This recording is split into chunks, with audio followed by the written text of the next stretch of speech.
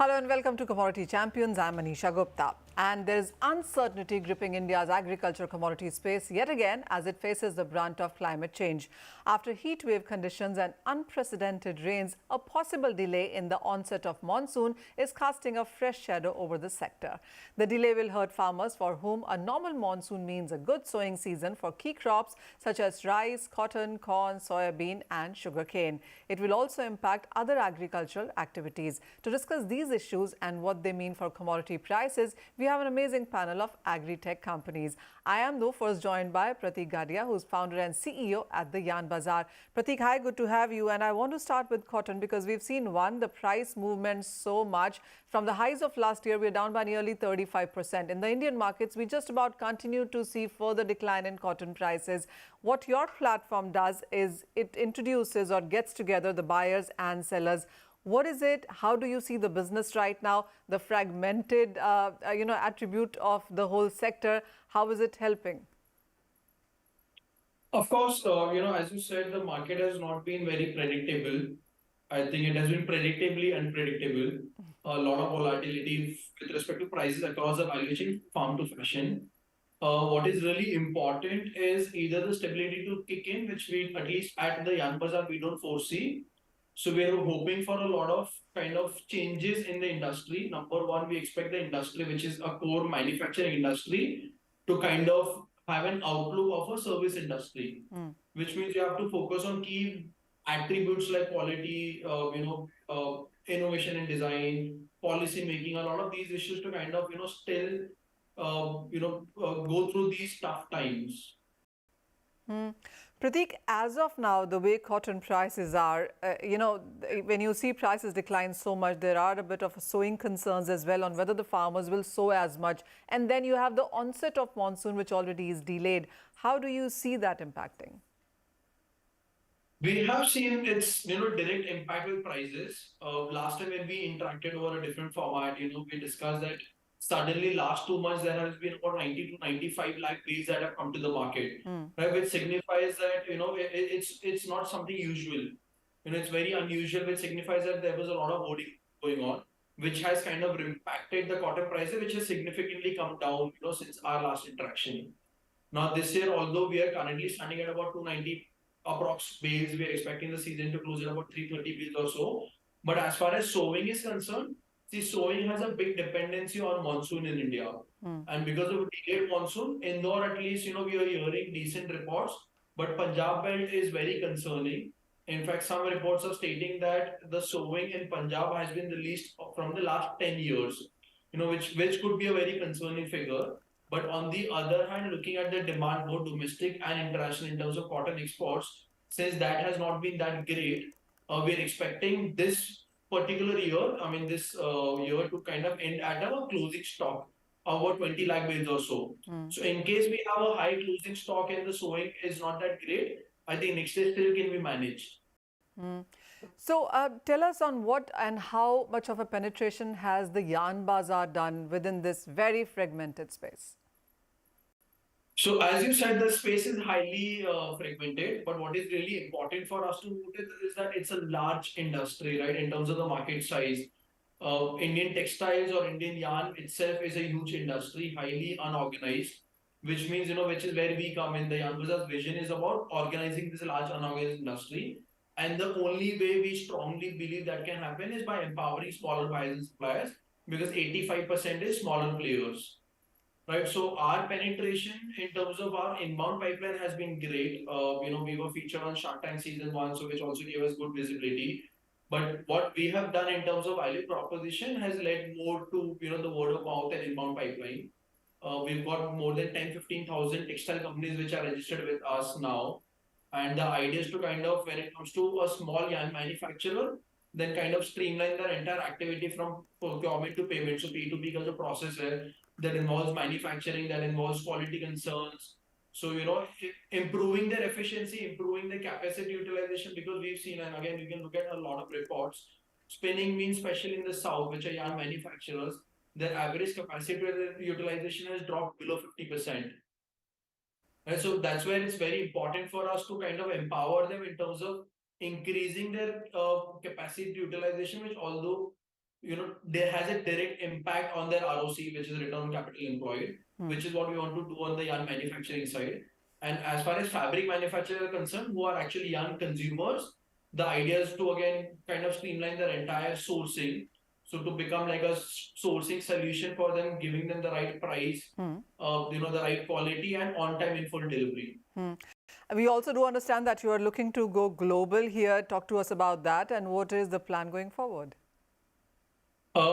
At some point, we definitely want to go global because India is again one country in the world which has an entire ecosystem from farm to fashion, and primarily in some or the other form we are exporting. Whether it's cotton or yarn or fabric or apparel. So at some point, we definitely intend to go global.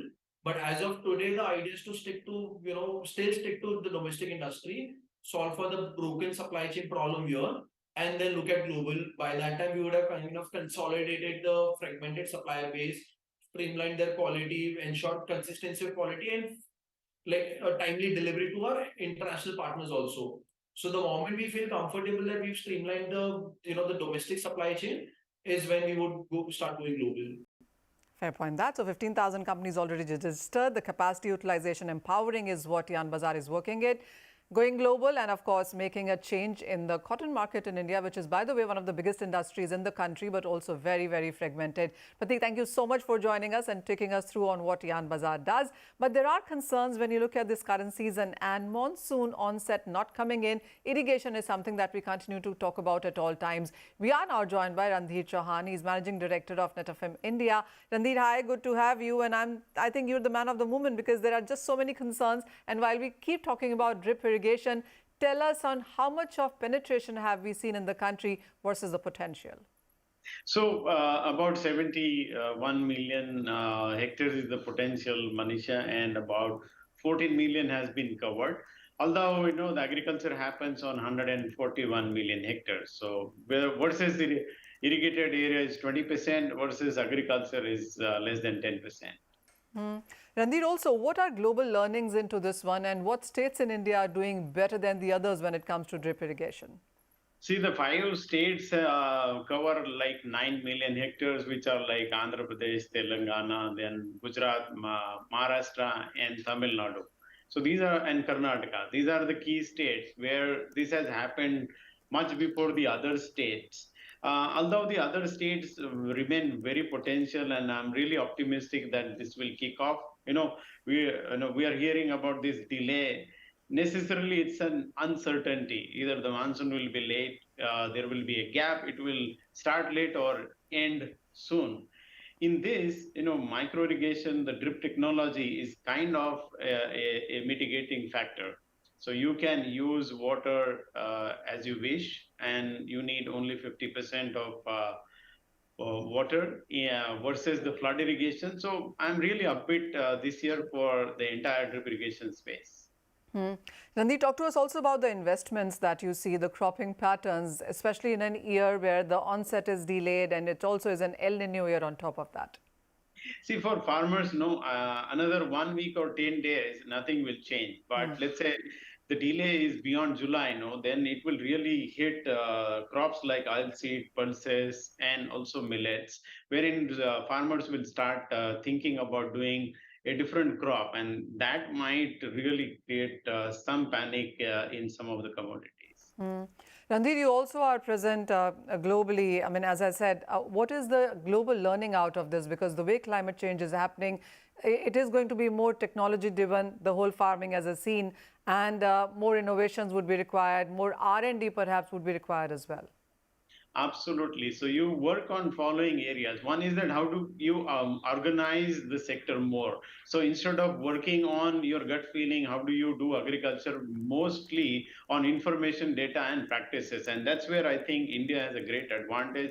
Many startups, many organizations, we do by ourselves. We are investing into many of the startups. I think one is acting in agriculture on the basis of information is the global learning. We need to start mitigating that data, giving that data to farmers and helping them make decisions based on information is one.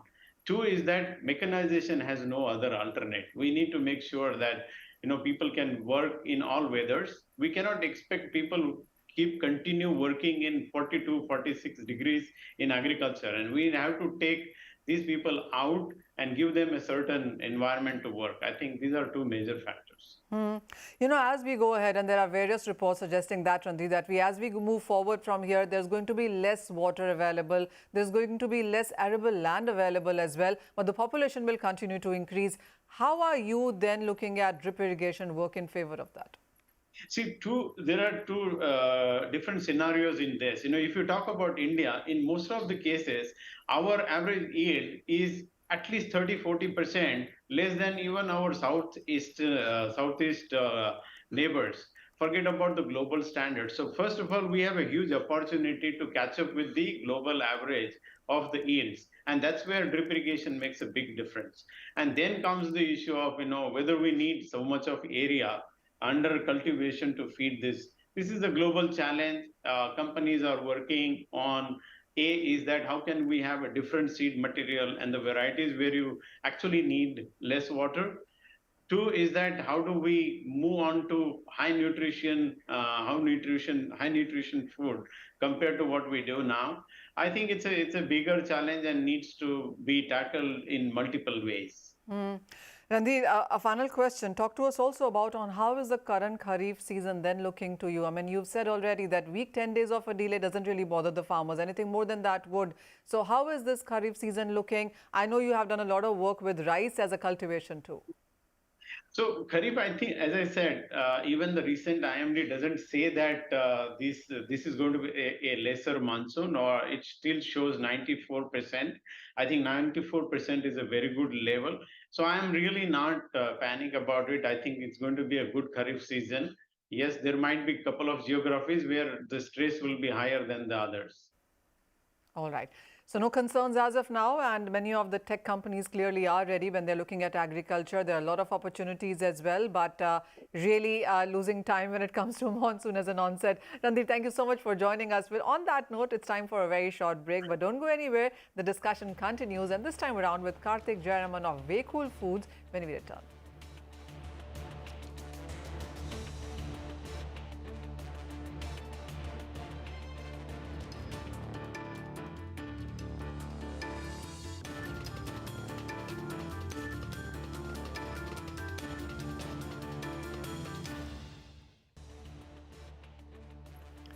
Welcome back. You're watching Commodity Champions. Staying with agriculture, we will now be diving into the supply chain management and technology driving the agri space. Joining me now to take this discussion forward is Pratik Gadia, co-founder and managing director at Waycool Foods. Pratik, hi, thank you so much for joining us. I mean, you are a company which is in food development and distribution. What is the potential that you see into the Indian market with this? What is the difference that you're making on ground, and what are the challenges? I think, as we know, India is a country that moved from food deficient to food surplus very recently.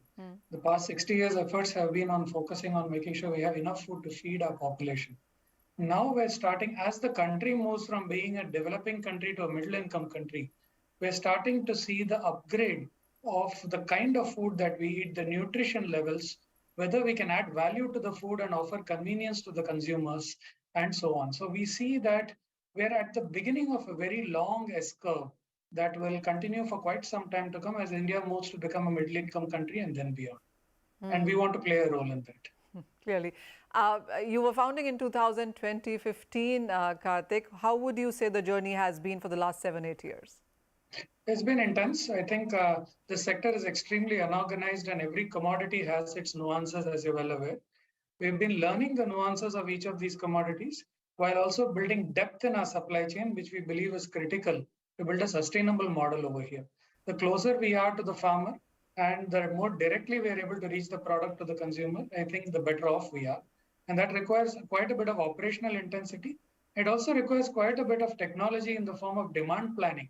Most of our supply chains have been push-led. So farmers grow what they grow and we push the product down the supply chain. What we're trying to do is to see what is that the consumer demands, and can we align harvesting and eventually production to this? That requires a lot of predictive capabilities, a considerable amount of AI deployment, which we have learned over the years, and now we have enough data to get better at it continually. And just when you're doing that, monsoon plays the spoil sport. I mean, the last 3 years were all right when it comes to monsoon and weather as well. I mean, this is going to be a challenging year, Karthik. How are you looking at it? It will be an interesting year, Manisha, for two reasons. One is, of course, there's been a slight delay already. A delay of up to a week to 10 days doesn't matter much, but if it gets beyond that, then sowing will be affected. And if it is delay plus deficiency in the early stages, where the probability, in my view, is quite low, then it may have an impact on rain-fed crops. What will be interesting to watch more than the delay is the effect of El Nino. My guess is it will not matter much this year because the effect is supposed to be in the second half of the year. And in any case, the rain-fed crops would have received what they received. It may, rice and other crops in Northwest, which is likely to be affected, are anyway not purely rain-fed, they are also irrigated. But ongoing effects, we will have to see. The wrinkle in all of this is the intensity of the summer. Will that translate into cloud bursts? In which case, some of the sowed crops may be affected as well. So it's going to be interesting, and it's not very predictable, to be honest. Absolutely. Directionally, it looks okay for this season, but we'll have to see. Yeah, this uncertainty, unpredictability that we have seen across. I mean, when was the last time you felt so uncertain in a year, Karthik? So for us, because we're in the supply chain, it's not just the supply which affects us, but every activity along the way. And from that point of view, you've seen the impact of climate, especially since we operate in southern India over the last several years now. We've seen 3 floods, 2 cyclones hit us, and several such factors affect us pretty much throughout our existence. So in a way, it helps because we have to build a model that's naturally resilient towards this. But we can see the effect. And so what we're seeing now is not unusual, and it's not restricted to sowing alone. We will see this along the supply chain.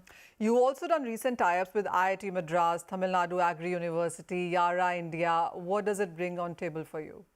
See, the intent here is to build a platform where we can bring agility into agriculture. And the agility needs to be brought in through domain knowledge as well as technology. If we can establish a regenerative agriculture stack, which is what IIT Madras Pratik Foundation has built, and we can bring this to the farmer, we should be able to use the data that's available to continually provide guidance to the farmers on what is the action they need to take the week after and so on. For example, within our own stack, we have built an irrigation management system where we have an IoT device that we can offer to the farmer that can tell them what the likely impact of local weather is and how much irrigation should they do and should they do it at all.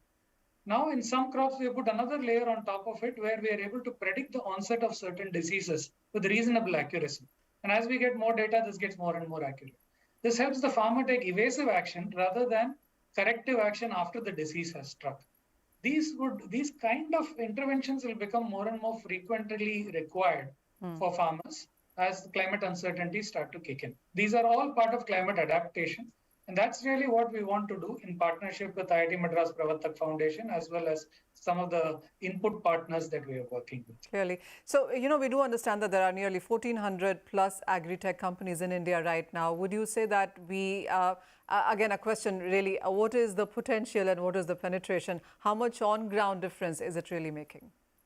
Very, very early days, Manisha. Honestly, 1,400 agri-tech companies in a country where there are 150 million landed farmers is nothing. And I think we will need a lot more.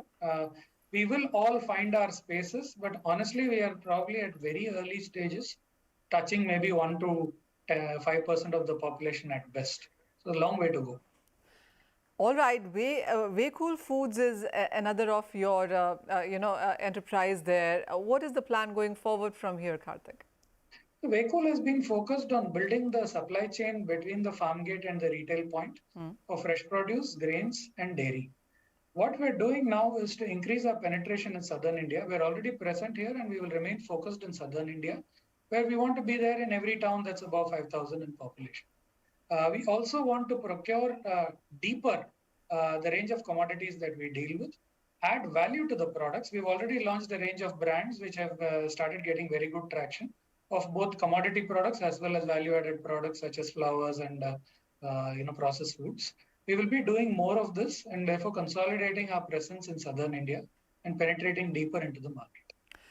Point well said then. Yeah, clearly there are expansion plans there, but as you said, Karthik, that so many agriculture companies, but even then with that, there is 2 to 5% of a reach that we've seen on ground there. So clearly plenty to be done, and congratulations on all the efforts that you are making on ground there. But with that, that's all the time that we have on this edition of Commodity Champions. Don't go anywhere because news continues right here on CNBC TV 18.